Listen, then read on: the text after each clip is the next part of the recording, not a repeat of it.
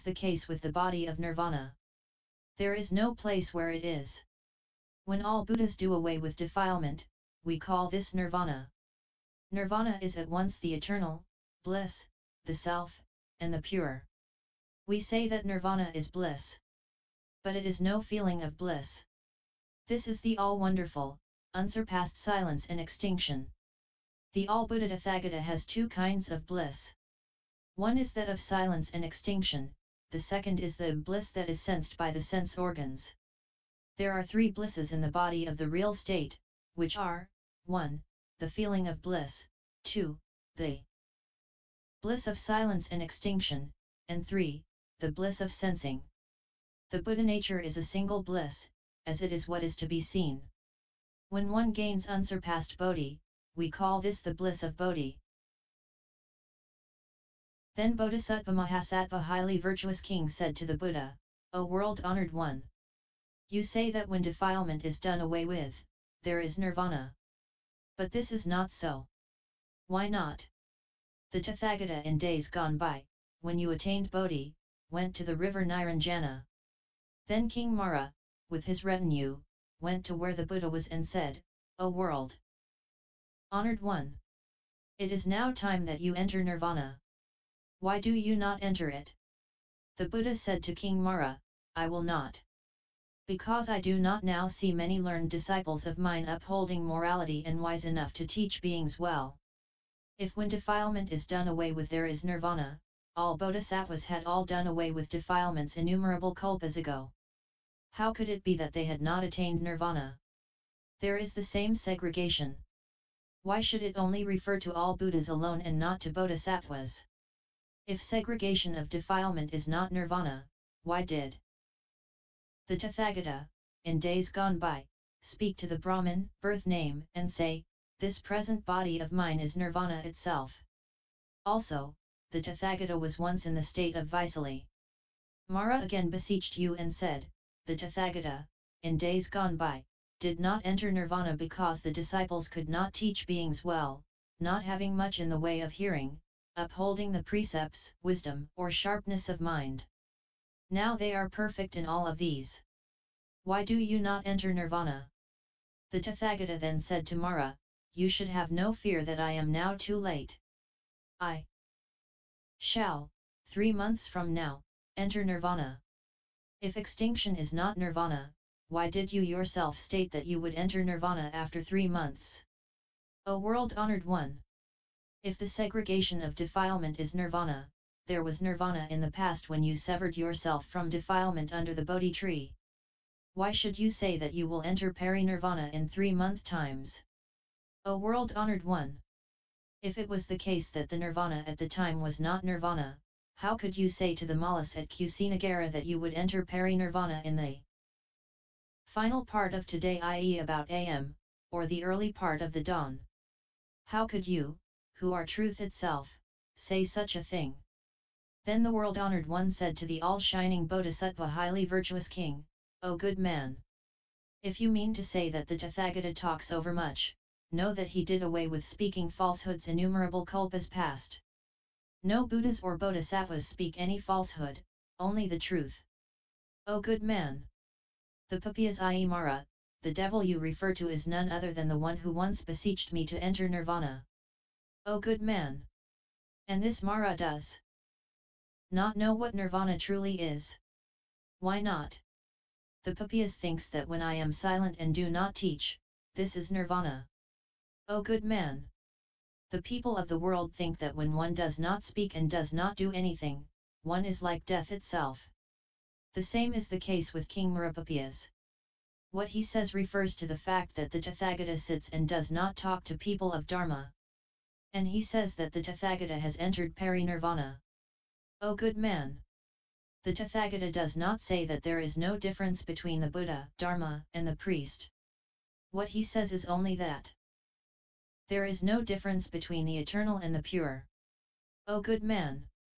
The Buddha does not say, either, that the characteristics of the Buddha nature, and Nirvana are not different.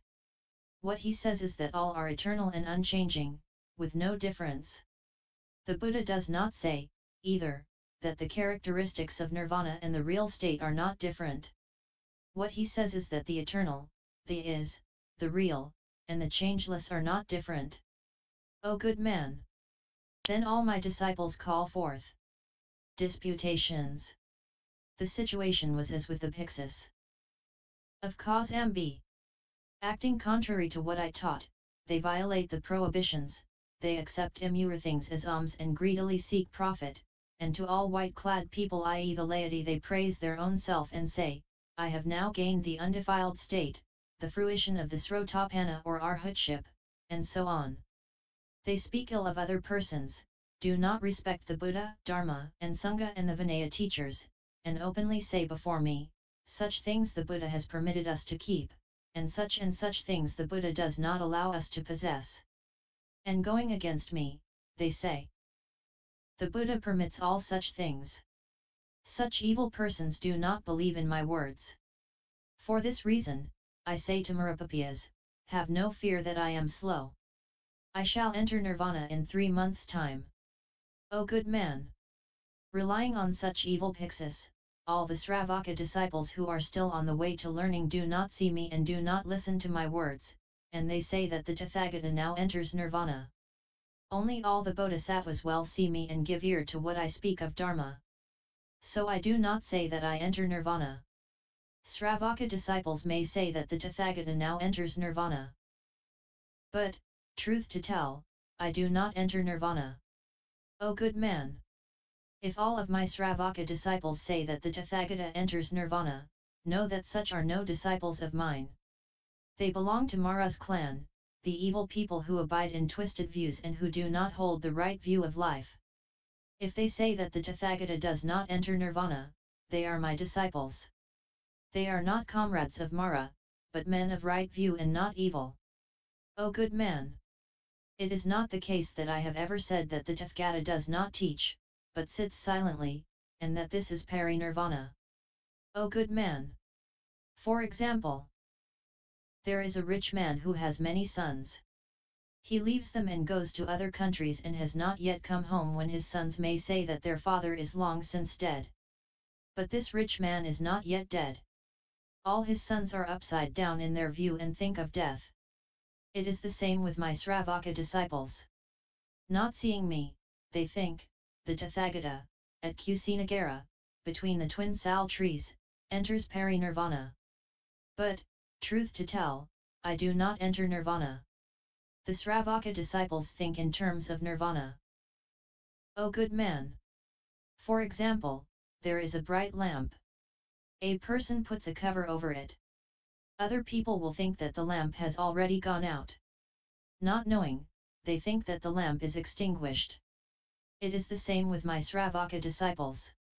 They have the eye of wisdom and yet are overspread by defilement, their mind is upside down and cannot see the true body. And they loosely entertain the idea that I have gone. Yet I am not yet ultimately gone. O good man!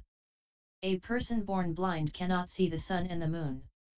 Not able to see, he does not know that there is night and day. Not knowing this, he says that there truly are no sun and moon. Actually there are the sun and the moon. But the blind man cannot see them. Not seeing them, he gains an upside-down mind and says that there are no sun and moon. It is the same with my Sravaka disciples. As with the man born blind, not seeing the Tathagata, they say that the Tathagata has entered nirvana. The Tathagata, in truth, has not yet entered nirvana. Due to their upside-down minds, they gain such a thought. O good man! For example, when cloud and mist come in the way, the ignorant say that there are no sun and moon. In truth, there are the sun and moon. Because they are obstructed, beings cannot see. It is the same with the Sravaka disciples, too. With all the defilements overspreading the eye of wisdom, they cannot see the Tathagata, and say the Tathagata has entered nirvana. O good man! This only derives from the fact that the Tathagata merely acts like a child. It is not entering into extinction. O good man! When the sun has set in the west in Jambudvipa, beings cannot see it. because the black mountain obstructs their sight.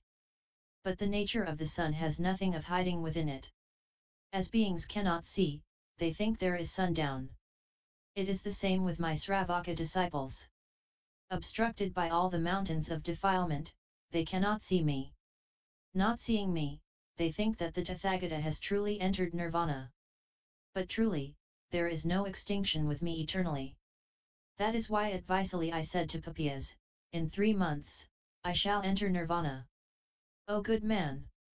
I long before foresaw that the virtues of good amassed by Kasyapa would ripen and bear fruit in 3 months' time, and that, after the ending of the sitting of the Varsika, Subhadra of Gandhamadana, i.e. a learned Brahmin who was the last person to enter the Buddhist Sangha, would come to my place. That is why I said to Marapapias, in 3 months' time I shall enter Nirvana. O good man! There are wrestlers. In 3 months' time they are to aspire to unsurpassed Bodhi. That was why I said to Papias, in 3 months' time, I shall enter Parinirvana. O good man!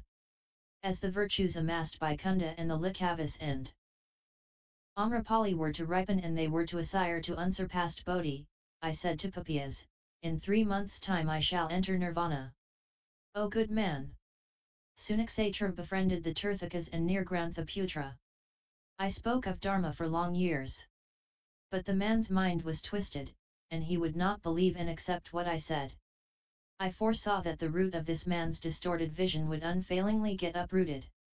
So I said to Papias, in 3 months' time, I shall enter Parinirvana. O good man! Why did I once, in the past, on the bank of the river Niranjana, say to Marapapias, I do not yet possess any erudite disciples.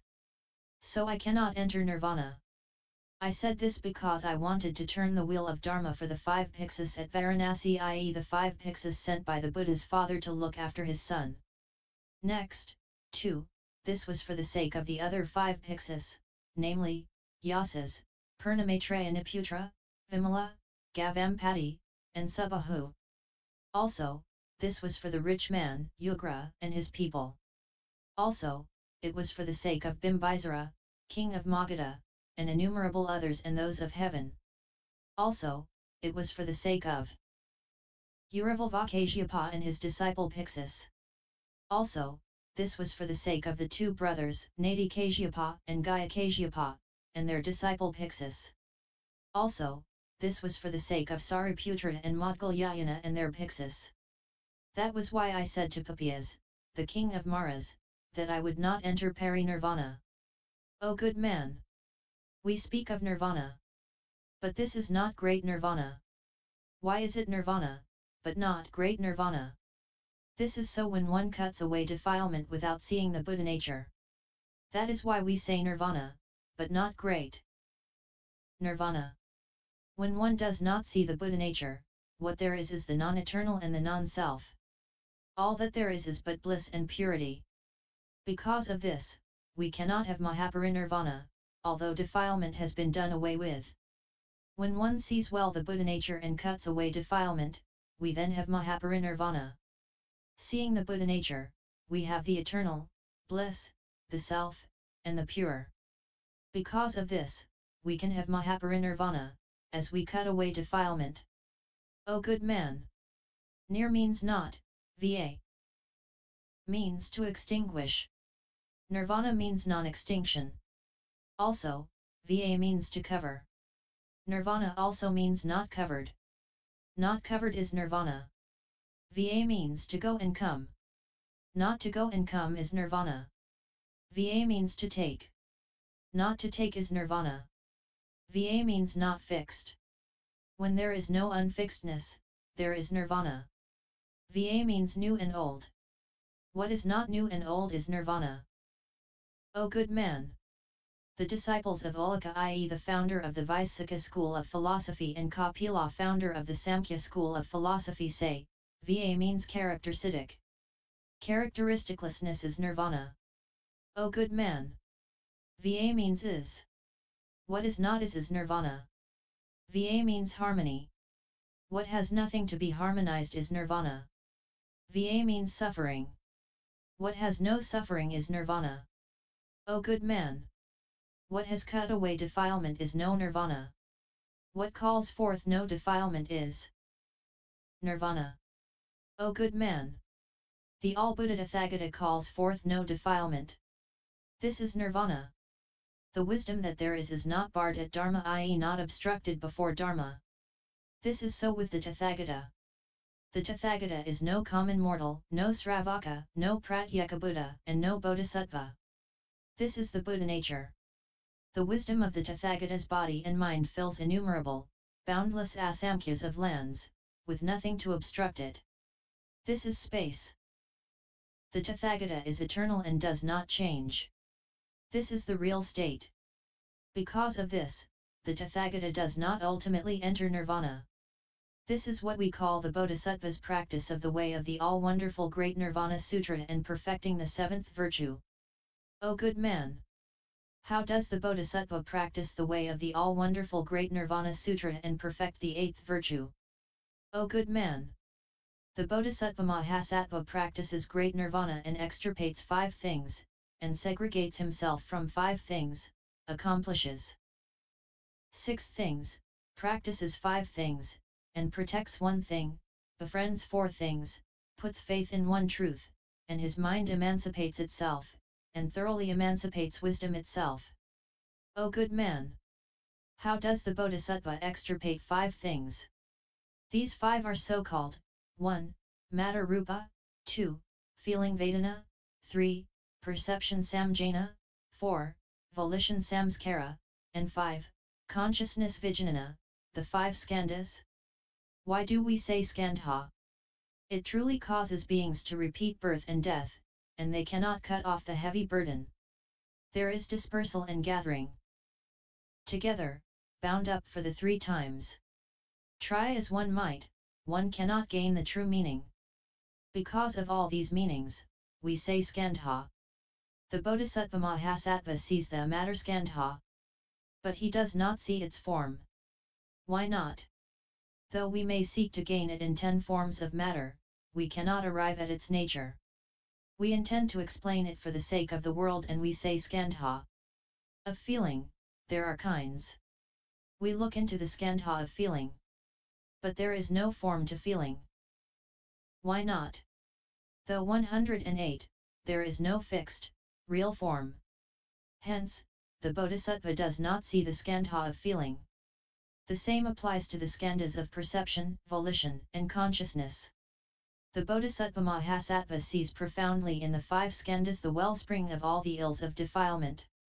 So he puts into effect the means whereby to cut them off. How does the Bodhisattva segregate himself from 5 things? These are the 5 twisted views Pankadrastaya, the 5 heretical views. What are the 5? They are: 1.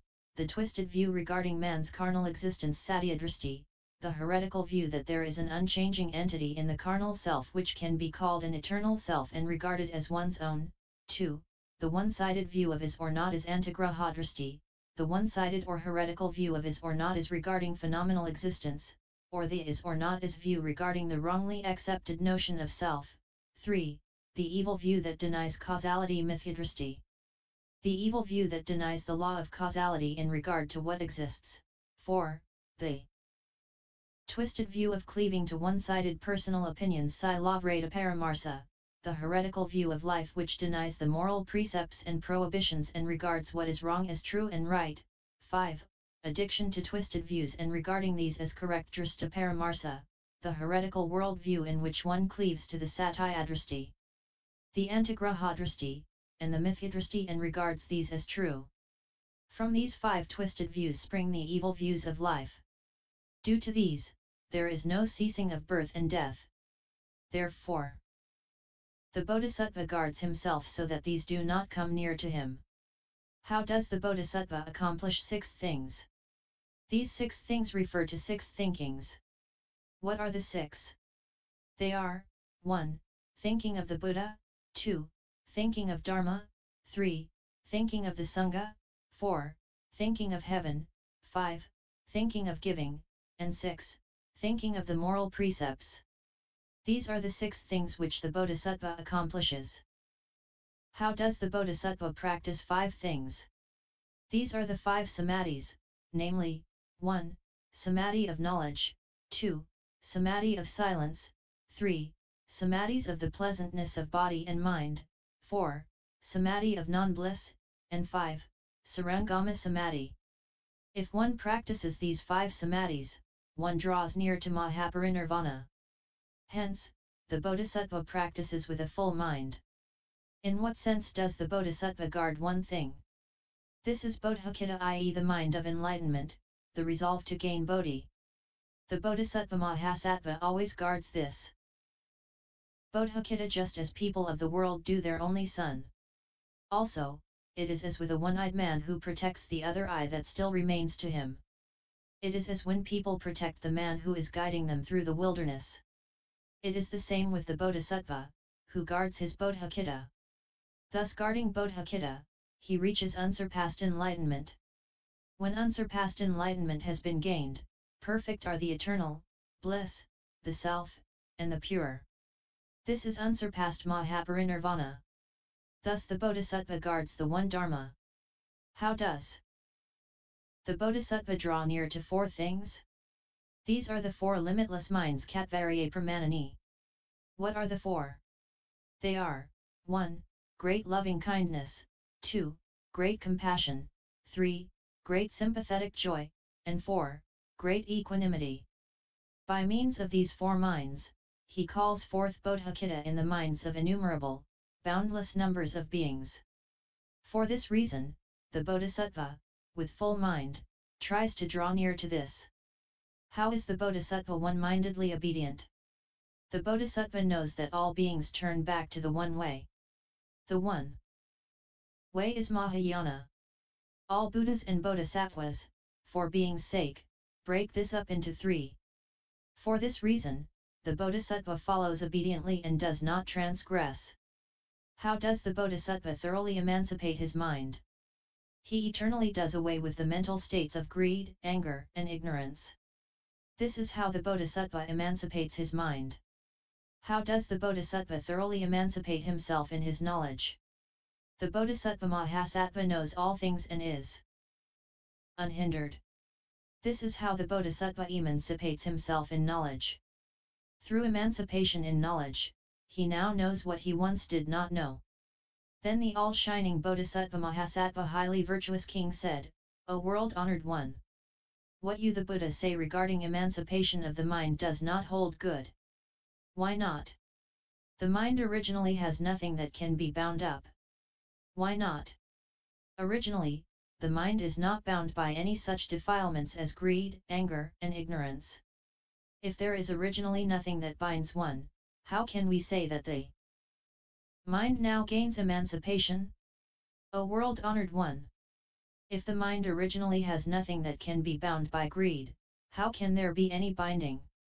A person might well try to get milk from the horns of a cow, but no milk will come out, try as he might, since there is no appropriate nature there for the milk to come out. No milk can come about, however one might try to get the milk. One who milks does not do thus. With little effort, he gains a lot of milk. The same with the mind. If there was originally no greed, how can any greed come about? If there was originally no greed and later there is a bit of greed, we might infer that all Buddhas and Bodhisattvas who originally possessed no greed might now all have it. O world-honored one! A barren woman, for example, has no capacity for bearing a child. With whatever art and effort, she cannot bear a child. It is the same with the mind. Originally it does not have the nature of greed. In no circumstances whatever can greed then come about. O world-honored one! Rub wet wood as we may, we will not get any fire. The same is the case with the mind. Try as we may, we will not get any greed. How can the bond of greed fetter the mind? O world-honored one! However much we might press sand, we cannot gain any oil. It is the same with the mind. We may well press it, but no greed will come out. Know that greed and mind are of different stuff. Though there is greed, how can it defile the mind? O world-honored one! For example, a person might try to hang a spike in the air. It can never remain there. It is the same with trying to have greed peacefully chain the mind. No number of however artful efforts can possibly have greed chain the mind. O world-honored one! How can one emancipate the mind when there is no greed in it? Why do not all the Buddhas and Bodhisattvas extract a prickle from the sky? O world-honored one! We do not call the mind of the past emancipated. There is no emancipation of the mind of the future. And the mind of the present, too, does go along with the way. What mind of what world can we call emancipation? O world! Honored one! This is just as the light of the past cannot make away with the gloom. The light of the future cannot make away with the gloom, either. The light of the present also does not make away with the gloom. Why not? Because light and gloom cannot go in parallel. It is the same with the mind. How can we say that the mind gains emancipation? O world-honored one! It is the same with greed, i.e. lust, desire. If one does not possess greed, one cannot have greed when one sees a woman. If it comes about by the form of the woman, know that this greed truly is and is. Due to greed, one falls into the three unfortunate realms. O world-honored one! For example, one sees a woman in a picture and gains the feeling of desire. From gaining desire, various sins result. If originally there is no desire, how can one gain desire by seeing the picture of a woman? If there is no greed in the mind, how can you the Tathagata say that the Bodhisattva gains emancipation of mind? If there is desire in the mind, how comes it that it comes about after having seen the picture, and that a person who has not seen it does not gain it? I now actually see. An evil return ensues. This shows that I have desire. It is the same with anger and ignorance. O world-honored one! For example, beings possess a body and not the self. And yet common mortals unreasonably gain the thought of a self. One can have the thought of a self and yet one does not fall into the three unfortunate realms. How can it be that a person with greed, i.e. desire, does not see a womanly form and gains the thought of a woman, and falls into the three unfortunate realms? O world-honored one! 4. Example, one rubs wood and obtains fire. And the nature of this fire has no place in anything. How does it come about? O world-honored one! It is the same with greed. In matter there is no greed, in smell, taste, touch, and law dharma, too, we do not have any greed. And yet, how comes it that a person gains greed in smell, taste, touch, and law? If it is the case that there is no element of greed anywhere, why do only beings acquire greed and the Buddhas and Bodhisattvas do not? O world-honored one! The mind, too, is not fixed. If the mind were fixed, there could be no greed, anger, and ignorance. If it is not fixed, how can the mind gain emancipation? Greed, too, is not fixed. If it is not, how can one, through it, fall into the three unfortunate realms? The two things of the person with greed and the world in which he dwells are both not fixed. Why not? Each calls forth one thing and acquires greed, anger, or ignorance. This tells us that the person who has greed and the world he is in are both not fixed. If both are not fixed, why does the Tathagata say, the Bodhisattva practices the way of great nirvana and gains emancipation of mind? Then the Buddha said to the all-shining Bodhisattva Mahasattva, highly virtuous king, well said, well said. The mind does not get bound by the defilement of greed, and also, it is not the case that it does not get bound. This is no emancipation, and it is not that there is no emancipation. It is not is, and it is not is not. It is not the present, nor the past, nor the future. Why not? Because all things have no self of their own. O good man! All Tirthakas say, when the causal concatenations harmonize, there are instances in which fruits result. When things have no nature of their own, and when they well come about without any nature of so coming about, there would have to be a result arising even from the birthlessness of space. Because the nature of birthlessness is no cause. This tells us that in all things there is the original nature of fruition, i.e. the engendering of results. Thus do things together, and the result comes about. Why? When Devadatta desires to build a bulwark, he takes mud, and not paint. When he desires to draw a picture, he collects paints, and not grass or plants. When making clothes, one uses thread, and not mud and wood. This is as when one builds a house and uses mud, not thread. In accordance with what a man takes, the result will follow. As the result comes about, we can know that in the cause there is unfailingly the relevant nature. If there is not any nature to be named here, one thing could well call forth all things. If one can take up, make, and put out something, know that there must be the result prior to the coming about. If there is no result, a person will not take up, make, or put anything out. The only thing where there is no taking and making is space. Because of this, all things can come about. As there is the cause, the seed of the Nyagradha can live in the Nyagradha tree. So does milk possess sarpermandagi, thread cloth, and mud a pot. O good man! All common mortals are blinded by ignorance. They say definitely, in paint there definitely is the quality of sticking, and in the mind the nature of greed. Also, we say, the mind of the common mortal has the nature of greed, which is the nature to be emancipated. If one encounters the causal relations of greed, the mind gains greed. When it encounters emancipation, the mind gets emancipated. Although this is said, it is not so. There are many people who say, every cause cannot contain a result. There are two kinds of cause. One is minute and the other course. What is minute is eternal, and what is course is non-eternal. The minute cause shifts onto what is course, and from the course there later comes about the result.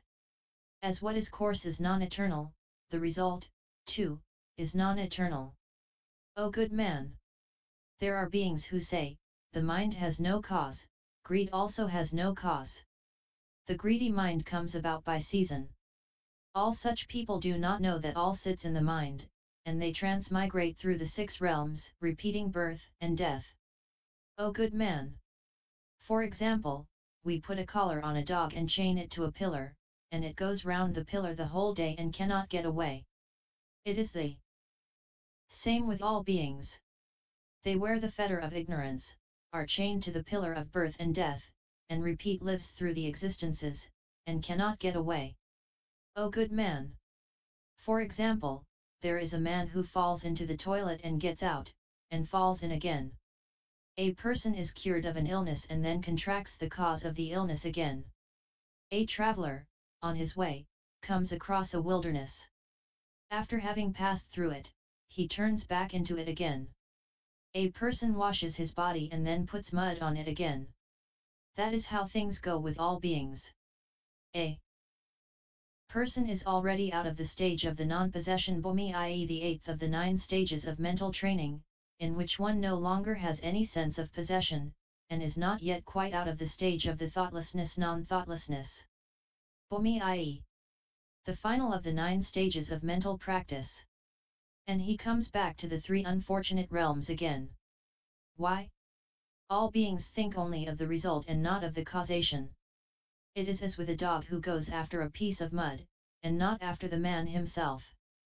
It is the same with the common mortal. He only thinks of the result and not of the causal relations. Not thinking of this, he draws back from the stage of the bhumi of thoughtlessness-non-thoughtlessness and falls into the 3 unfortunate realms. O good man! All Buddhas and Bodhisattvas do not definitely say that the cause embosoms the result, no result rests in the cause, or has no result, or that is not is resultless. If we say that there definitely is a result in a cause, or that there definitely is no result in a cause, or that there definitely is no result in is, or that is not is definitely resultless, know that we belong to the clan of the Maras. We belong to the class of Mara. We are those belonging to craving trsna. Such a person of craving cannot eternally do away with the bond of birth and death. Such a person does not know what obtains regarding the mind and greed. O good man! All Buddhas and Bodhisattvas show us the middle path. Why? Things can be is not. Or not is not. But nothing can ever be definite. Why not? Because consciousness comes about through the eye, color, brightness, mind, and thinking. Now, this consciousness is never definitely in the eye, in color, brightness, mind, or thinking. Also, it is not in between, it is not in is, nor is it in is not. As it comes about through causal relations, we say is. As it has no nature of its own, we say is not. That is why the Tathagata expounds and says, all things are not is and not is not. O good man! All Buddhas and Bodhisattvas do not say definitely that there is the nature of purity or the nature of non-purity in the mind. Because there is no definite place where the mind that is pure or the mind that is not pure exists. Through causal relations there comes about greed. So we say not is not. As there is originally no nature of greed, we say is not. O good man! Through causal relations, the mind acquires greed. Through causal relations, the mind can liberate itself. YouTube video Buddhists